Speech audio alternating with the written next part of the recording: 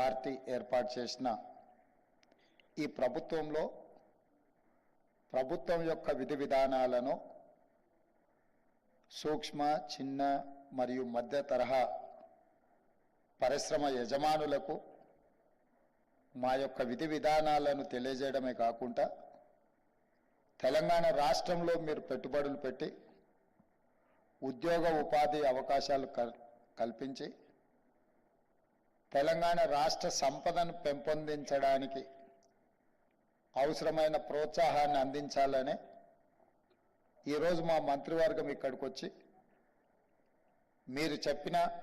మీరు చేసిన సూచనలను తీసుకోవడమే కాకుండా మా విధి విధానాలను కూడా మీ ముందు ప్రస్తావించడం జరిగింది. ప్రధానంగా మీకు అందరికీ తెలుసు, ఈ దేశం పివి నరసింహారావు గారు ప్రధానమంత్రి కాకంటే ముందు క్లోజ్డ్ ఎకానమీ, దేశం యొక్క ఆర్థిక పరిస్థితి దెబ్బతింటున్న సందర్భంలో దేశ ప్రధానమంత్రిగా పివి నరసింహారావు గారు బాధ్యతలు చేపట్టిన తర్వాత ఓపెన్ ఎకానమీకి వారు పునాదులు వేయడం జరిగింది.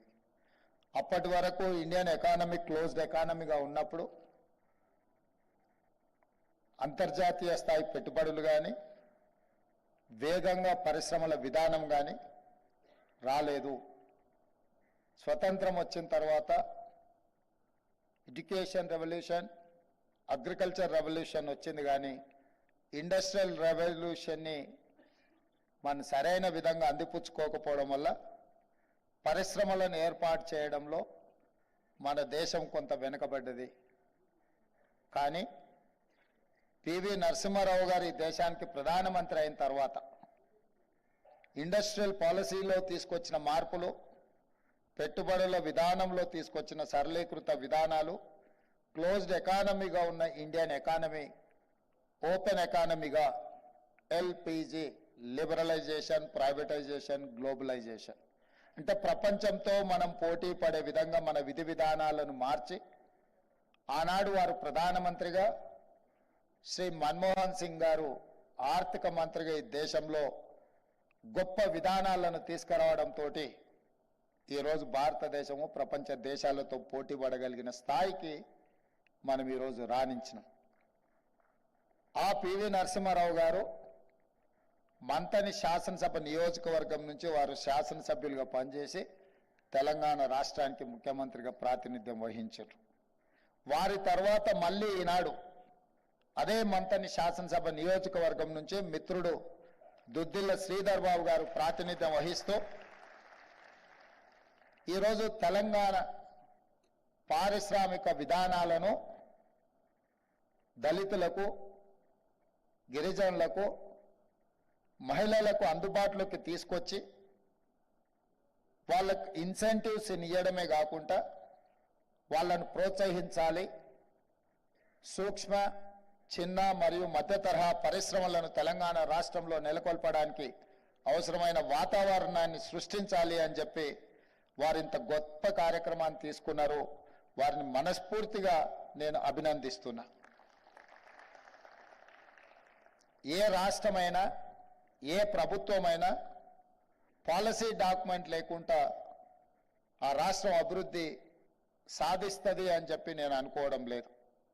అందుకే వారు మొదటి సంవత్సరంలోనే విదేశాలలో తెలంగాణ యొక్క విధి విధానాలను వివరించి పారిశ్రామికవేత్తలను ఆకర్షించడమే కాకుండా మన రాష్ట్రంలో ఉన్న సూక్ష్మ, చిన్న, మధ్య తరహా పరిశ్రమలను కూడా ప్రోత్సహించడానికి ఈరోజు ఒక పాలసీ డాక్యుమెంట్ తీసుకొచ్చి మీ ముందు పెట్టి మీ అందరికీ రాష్ట్ర ప్రభుత్వం అండగా నిలబడుతుంది.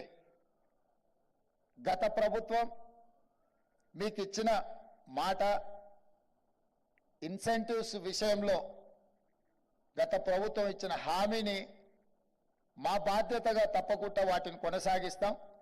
వాటిని మీకు చెల్లించే విధంగా రాష్ట్ర ప్రభుత్వం ముందుకు వెళ్తుంది. ప్రభుత్వం అనేది continuous process, government is continuous process. Political executives మారుతుండొచ్చు, కానీ ప్రభుత్వ విధానాలను కొనసాగించినప్పుడే రాష్ట్రం అభివృద్ధి చెందుతుందన్న విషయాన్ని మేము స్పష్టంగా విశ్వసిస్తున్నాం, నమ్ముతున్నాం. దానికి ఉదాహరణనే 94 నుంచి 2004 వరకు నాటి తెలుగుదేశం పార్టీ తీసుకొచ్చిన చంద్రబాబు నాయుడు గారు చేపట్టిన ఐటీ రెవల్యూషన్ని డాక్టర్ వైఎస్ రాజశేఖర రెడ్డి గారు వచ్చిన తర్వాత అంతకంటే వేగంగా ముందుకు తీసుకెళ్ళిండు కాబట్టి ఇవాళ ఈ ప్రాంతంలో శిల్పారామం వచ్చింది, ఆ పక్కన హైటెక్ సిటీ వచ్చింది, ఈ ప్రాంతంలో వందల వేలాది ఐటీ కంపెనీలు వచ్చినాయి, ఔటర్ రింగ్ రోడ్ వచ్చింది, అంతర్జాతీయ ఎయిర్పోర్ట్ వచ్చింది. దీన్నే కాదు 1960 దశకంలో ఆనాటి కాంగ్రెస్ ప్రభుత్వం పండిత్ జవహర్లాల్ నెహ్రూ గారు, శ్రీమతి ఇందిరాగాంధీ గారు ఏర్పాటు చేసిన ఐడిపిఎల్ వల్లనే ఈరోజు దేశంలోనే ప్రపంచంలోనే ఫార్మా కంపెనీలో ఫార్మా ఇండస్ట్రీస్లో మనం అగ్రభాగాన నిలబడ్డాం. మన కోవిడ్ వచ్చి ప్రపంచాన్ని వణికించినప్పుడు 4 వ్యాక్సిన్లు ఈ దేశంలో కోవిడ్ వ్యాక్సిన్స్ తయారైతే 3 వ్యాక్సిన్స్ హైదరాబాదు తెలంగాణ రాష్ట్రం నుంచే ఉత్పత్తి చేసినాము. ఈ దేశంలో బల్క్ డ్రగ్స్ ప్రొడక్షన్లో తెలంగాణ రాష్ట్రం 35% స్టేక్ హోల్డర్. అంటే 1960s ఐడిపిఎల్ని ఏర్పాటు చేయడం, ఐడిపిఎల్లో పనిచేసిన ఉద్యోగులు, రీసెర్చ్ స్కాలర్స్ వాళ్ళందరూ ఏర్పాటు చేసిన ఫార్మా కంపెనీలే ఈరోజు ఈ స్థాయిలో తెలంగాణ రాష్ట్రం రావడానికి ఉపయోగపడ్డది. అదే కాదు, బట్టి విక్రమార్క గారు చెప్పినట్టు డిఫెన్స్ ఇన్వెస్ట్మెంట్స్ కానీ, బిహెచ్ఎల్ కానీ, ఇతర చాలా పరిశ్రమల ఆనాడు పారిశ్రామిక విధానంలో తెలంగాణ ప్రాంతాన్ని హైదరాబాదు నగర కేంద్రంగా ఏర్పాటు చేసిన పరిశ్రమలు ఈరోజు ఒక చిన్న గ్రామంగా ఉండే బిహెచ్ఎల్ ఒక పెద్ద పట్టణంగా మారింది. ఈరోజు మాదాపూర్, కొండాపూర్ అనేది ఒక చిన్న గ్రామాలు, కానీ విత్ ఇన్ నో టైం ప్రపంచానికి ఒక డెస్టినీగా ఏదైనా ఇన్వెస్ట్మెంట్, ఏదైనా ఐటీ పరిశ్రమ చూడాలి అంటే ఈ ప్రాంతంకి రావాలి అంటే 95 to 2004 మధ్యలో జరిగిన ఏదైతే రిఫార్మ్స్ తీసుకొచ్చి ఈ ప్రాంతానికి ప్రాధాన్యత కల్పించిండ్రో అది ఈరోజు అత్యంత వేగంగా అభివృద్ధి చెందడం జరిగింది. ఇలాంటి విధానాలు ఆనాడు రాజకీయాలకు అతీతంగా కాంగ్రెస్ పార్టీ తీసుకొచ్చింది, కాంగ్రెస్ పార్టీ కొనసాగించింది. అందుకే ఈరోజు తెలంగాణ రాష్ట్రం అగ్రభాగాన ఐటీలో కానీ, ఫార్మా రంగంలో కానీ ఈరోజు మనం రాణించగలుగుతున్నాం. పరిపాలనలో అనుభవం ఉన్న మేము కాంగ్రెస్ పార్టీ పరిపాలన విషయంలో ప్రభుత్వ విధానాలు, పరిశ్రమల ఏర్పాటు విధానంలో మాకు ఎలాంటి బేసిజాలు లేవు. మంచి పనులు ఎవరు చేసినా వాటిని కొనసాగిస్తాం. మంచి పనులు కొనసాగించడానికి కొంత కష్టమైన ఆ కష్టాలకు నిలబడి ఆ విధానాలని ముందుకు తీసుకువెళ్తాం.